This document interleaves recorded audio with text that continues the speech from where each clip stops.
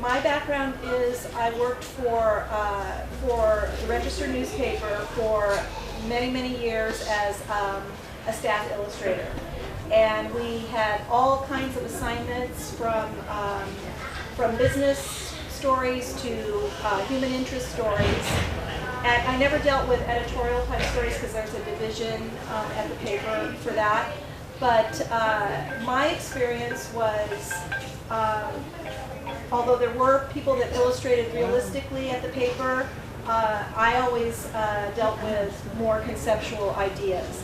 So my mantra when I was an illustrator at the paper was the last thing I wanted to do was be realistic or representational. I wanted to take an idea and convey more of a feeling or a mood as opposed to showing something that was clearly representational. So for my career there, I avoided that. But when I illustrate for children, for the most part, I could still work by being conceptual, but children, in my opinion, needed a little bit more help when it came to conveying an idea about a story. So I would be a little bit more realistic. When I did, I've done a number of children's books, about 7 children's books, and they were published both through self-publishing and a traditional publisher, Houghton Mifflin. So I can also talk a little bit about the differences if anybody's interested in, if anybody's a children's writer or illustrator and wanted to get an idea about that, I can mention that as well if you want me to. Yes. Okay. Anyway, back in 93, I had an idea as I was driving to work at the paper. I saw a beautiful ginkgo tree, and I would drive by these trees every day to work, and all of a sudden the trees, instead of being green, they were yellow all of a sudden. I was really struck by that, so I did a little bit of research, and I wanted to create a children's story around that. So my previous experience had been with a self-publisher, and in this case, I was able to find a publisher for the book, and it's called Ginkgo and Moon, and it's quite old. 96 is a long time ago. You can see examples of the pieces in the gallery in the little room there. But this is the book. As you can see, it is pretty ancient. So, but it tells the story of love between a ginkgo tree and the moon. So I was able to be really conceptual about it. It did not have to be realistic at all. I could have, of course the moon doesn't really have a face, and that was okay by me because that was my experience with my career at the paper. So I had no trouble coming up with conceptual ideas of what I imagined would happen when the moon crossed the sky and the stars would, appear. I was able to really get into my head about that, and it was a real cinch for me. So a few years ago, I was approached by Jim Doty at Chapman University. I was very fortunate to be recommended to him by the publisher of the Register. He was looking for a children's book illustrator because he had a story that he wanted to publish. So because I had experience with both a self-publishing situation and a regular publishing opportunity, I approached him and said, well, I can help you with both. I can come up with a storyboard for the story by reading the story and drawing a storyboard, and then we'll try to approach publishers. I know how to do that. And, if that doesn't work out, we can always, approach another idea and do self-publishing. Well, he ended up, after we tried to pitch it to a number of publishers, and I don't know if you guys know this, but there's always a publisher for your book, but you can go through hundreds of publishers before you're accepted. So Jim was able to, fortunately, self-publish the book.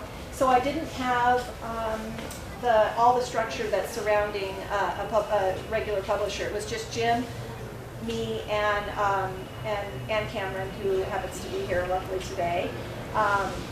She was a huge, big help, and I want to recognize how much help she was just sitting back there. Anyway, we were able to put together a book and find a self-publishing, I think a number of years ago it was called a vanity press, but I don't think they say that anymore.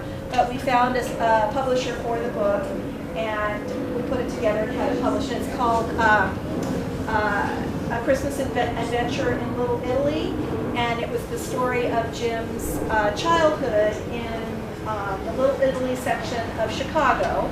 And because it was such a personal story, and he had some very definite ideas of what he wanted illustrated, we were able to work together, and instead of a normal situation where you would be assigned a book by a publisher, I was able to work really intimately with Jim, and it worked out really well.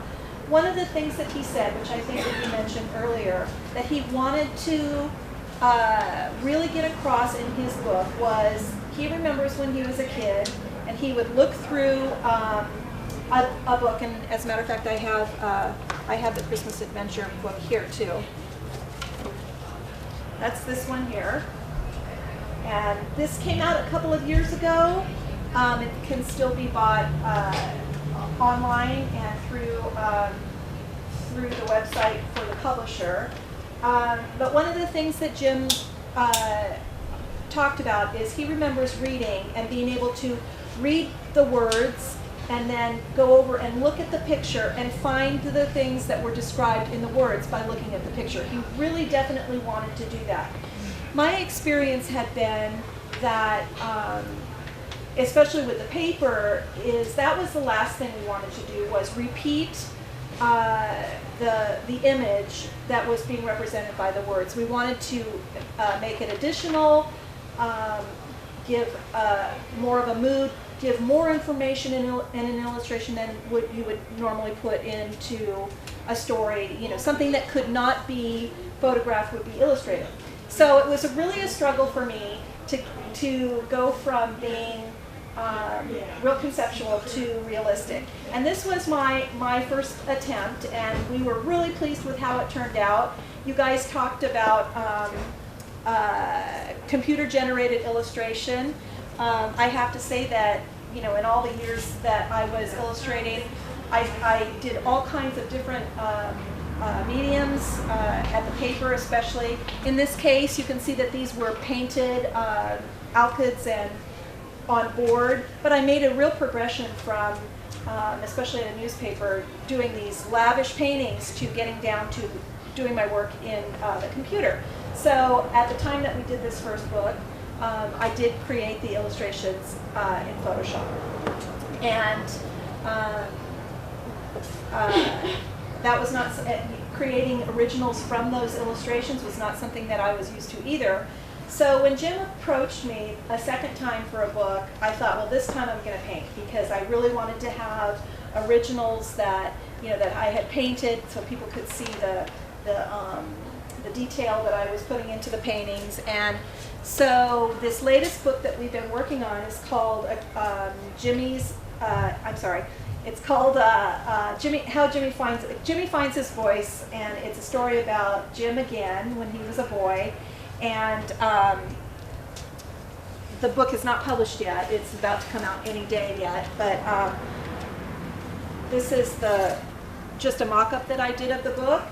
And there is a difference, of course, between the pieces that I did on the computer. But I was able to paint, and I was trying to meld the two styles together. So I was able to paint these pieces, and I got a real good result. But I wanted to get back to the difference between conceptual and realistic illustrating. So in Jim's stories, again, if you want to look at these books later, I can have them so you can look through them. But he wanted everything to be very, very realistic, down to the types of things that Jimmy was carrying, what he was wearing had to be very specific. And again, this was a challenge for me because when I worked at the paper, especially, it's a real fast-paced environment. You have deadlines that are between a couple days up to maybe a couple weeks at the most, and the same with freelance illustrating. But I didn't have to really worry about details and that sort of thing with the illustrations that I was doing for the paper, and the same with the book that I did for myself. So I really had to keep going back and making sure that Jimmy's boots were the same color, and in Photoshop it was really easy because I was able to match the colors. And luckily, it's been so many years that when I did the illustrations for the latest book, if there were any corrections that I had to make, I could also do that in Photoshop. So that is so brilliant, and I don't know if anybody else does things that way, if they have to make a correction by taking something into Photoshop for children's books in particular. But it was really a lifesaver for our process with Mill City. And I wanted to say too that one of the things that I don't really do is look at other people's work. I mean, I look at things online for inspiration and so forth, but I don't really know what other artists or illustrators do with children's books. I'm kind of going on my own experience. So it had been quite a while since I had children that I read stories to, and of course the book that I did back in '96. So again, when Jim and I worked together, it's really a terrific partnership. He's able to say, well, I remember, standing on the stage in this, elementary school, and I remember, feeling the boards on the stage, with my bare feet and so forth. So that was super cool for inspiration as far as realistic detail that I wanted to, put into both of those books. And I can tell you a little bit about this story. I'll tell you about both of the books that we did together, Jim and I. The first book I said was about Jim's life in Little Italy in Chicago. And it's a very simple story about how Jimmy is going with his grandmother to deliver cookies to the church, and his little dog Blackie gets away from him and gets lost, and then it has a happy ending. I'm not going to give the ending away, but it has a happy ending and a recipe for biscotti, and it's again it was a really simple story. I'm sure that if we had gone to a standard publisher, that it would have been quite different. But it was great to be able to help realize Jim's vision, very specific as far as what he wanted in the book. And with the second book, it was super cool because he sent me photographs of the actual school where he went and pictures of the stage. And he had photographs of himself as a child, so I was able to copy some of the clothes that he wore. So, when I say realistic, I was getting, down to, the lunchbox that he carried, was one of those cowboy Roy Rogers. I can't remember which one. Hopalong. Yeah, Hopalong Cassidy, and you can look online for reference for that sort of stuff. So I did a lot of searching online for not only details in mid-century type design and decoration for the houses and so forth, but also I was able to copy even pictures of his mother, which appear in this second story. The second story is about Jim having a speech impediment as a child, and when he was in the first grade, he was asked to be in a play, and it's a true story like the other one was. And he was just mortified and scared that the kids were going to make fun of him because he couldn't speak properly. And again, it has a happy ending, and it has a good message about bullying and so forth. There were a couple of details that I had to fudge the reality on because I wasn't quite sure about it, but I wasn't sure what the ethnic makeup of a Chicago classroom was back in the mid-50s. So we wanted to be very inclusive, so we, threw everybody in there not knowing, because back then things were pretty divided and separated. So there are a couple of things that I was able to sort of fudge a bit on, but it's very, very true to Jim's vision of his childhood, and what's really great about this book is that it benefits the university. So I guess I can see if anybody has any questions about maybe the difference between self-publishing and a standard publisher. Yes? You have 10 minutes. Oh, I have 10 minutes? That's lots of time, huh? Thank you for telling me. All right. Okay, so again, other authors and artists are going to tell you, I'm sure, a different story from mine. But I will say that when I did, the first children's books I did were self-published, and I did 3 of them. And the experience was not pleasant for me. So I said to myself, I'll never do another children's book. But then I had this idea, and I thought, well, I'll try to get this, I'm going to take this down, I'm going to try to do my own, and I was lucky enough to find a publisher. And again, that was back in, it actually was published in '96, so there was no internet, and the publisher was on the East Coast in Boston. And instead of being able to communicate through email and get things going really quickly, it took about a year of back and forth, mailing, snail mail, proofs and so forth, back and forth. The story was really simple for me to write, but it took a long time to edit, so I guess that kind of shows you what kind of a writer I am. But it was a really long, year-long process. I was pregnant with my youngest daughter, and when it was all over, I said, I am never doing another children's book ever again, because it was very grueling for me. And I have a real short attention span, and so newspaper deadlines are great for me because I can get an assignment, turn it around, and things are just coming and going really quickly, and it really serves me well. In all the children's books that I've done, it takes a long time. It's a long process, and you live with the book for at least a year, and especially and if you write it even longer probably. But for somebody with a short attention span like me, I really have to talk myself into keeping my energy up throughout the whole process. So then, when I got approached by Jim, I said, well, okay, here's another children's book, and I went through the process. It was so pleasant. Jim's so terrific that at the end of that book, I did not say, I'll never do another children's book again. And that's why we're working on this next one. And then I'm thinking, hey, maybe I'll write another one, because this has been really, really great. So, of course, the difference between publishing back in the 90s and now is very, very vastly different. It's really difficult, I'm sure, to get a book published with a standard publisher. And I know that there are, of course, other publishing venues besides going to Mill City like we did.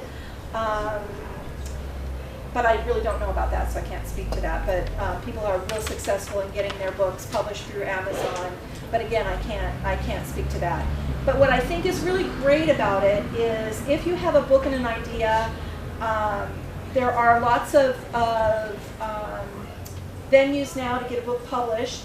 So even if you can't find a standard publisher, you can always get a printer and print one out like I did here and hand them out to people, or do it through Amazon. So that's really great about the technology, the difference between then and now. I mean, some really great things have transpired, while other things have sort of backed off, like the fact that it's kind of tough to get published in children's books today. Personally, I think that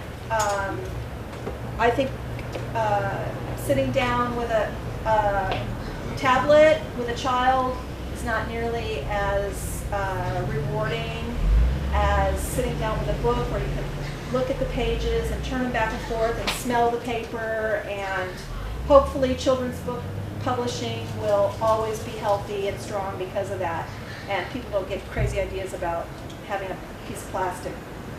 No offense to, people are really into that, because, but I'm a little bit of a stickler as far as books are concerned.